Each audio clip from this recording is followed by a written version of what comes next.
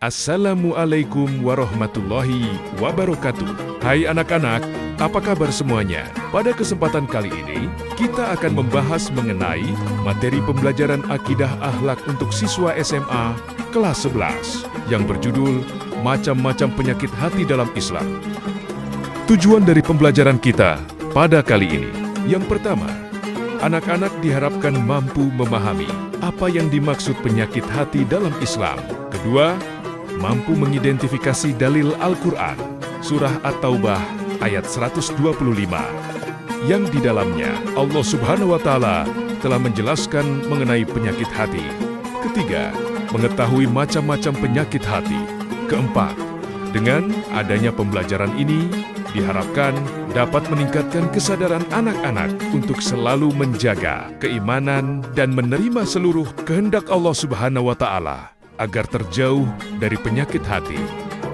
Sebelum kita membahas mengenai macam-macam penyakit hati dalam Islam, yuk kita pahami terlebih dahulu pengertiannya. Penyakit hati dalam Islam berasal dari kelemahan iman seseorang, serta ketidakmampuan seseorang untuk memahami dan menerima kehendak dari Allah Subhanahu wa Ta'ala. Penyakit ini juga dapat mempengaruhi perilaku dan perbuatannya. Allah Subhanahu wa Ta'ala telah berfirman dalam Al-Quran, Surat At-Taubah ayat 125, yang berbunyi, وَأَمَّا الَّذِينَ فِي قُلُوبِهِم مَّرَضٌ فَزَادَتْهُمْ رِجْسًا إِلَى رِجْسِهِمْ وَمَاتُوا وَهُمْ كَافِرُونَ.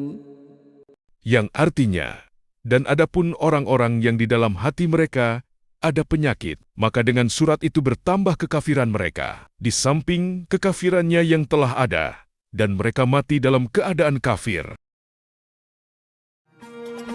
Dalam ayat di atas disebutkan bahwa penyakit hati dalam Islam dapat membawa kepada jurang kekafiran dan menyebabkan mati dalam keadaan kafir atau tidak beriman kepada Allah Subhanahu wa Ta'ala. Penyakit hati atau amrad al-qulub dalam perspektif ulama klasik dipahami sebagai bentuk kerusakan batin yang menghalangi seorang hamba dari kedekatan dengan Allah. Imam Al-Ghazali melalui karya besarnya Ihya Ulum Al-Din menegaskan bahwa hati adalah pusat spiritual manusia. Jika hati dalam keadaan baik, seluruh amal dan perilaku akan ikut baik. Namun bila hati rusak, maka amal pun ternoda.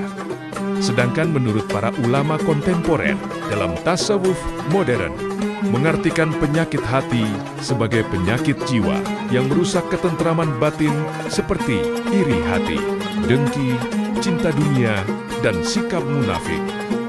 Setelah kita pahami pengertiannya, yuk kita kenali apa saja macam-macam penyakit hati. Penyakit hati yang pertama adalah hasad atau iri hati. Hasad disebut juga sebagai dengki, yang merupakan sifat seseorang yang tidak suka jika orang lain mendapatkan kebahagiaan.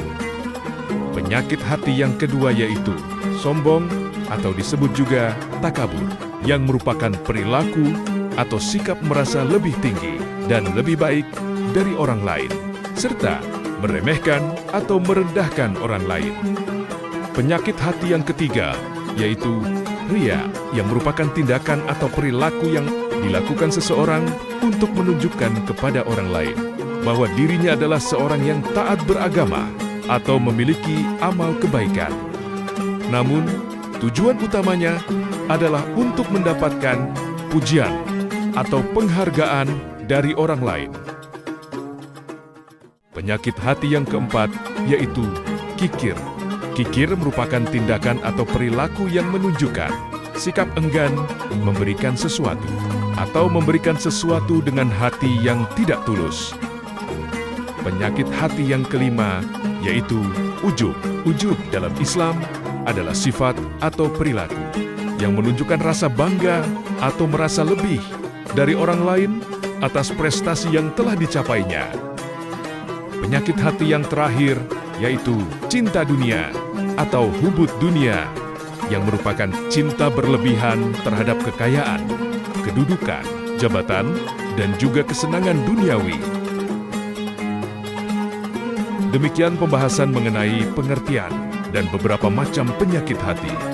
Karena penyakit hati dalam Islam ada banyak sekali macam-macamnya. Semoga apa yang kita pelajari dapat bermanfaat bagi kita semua. Amin. Allahumma amin.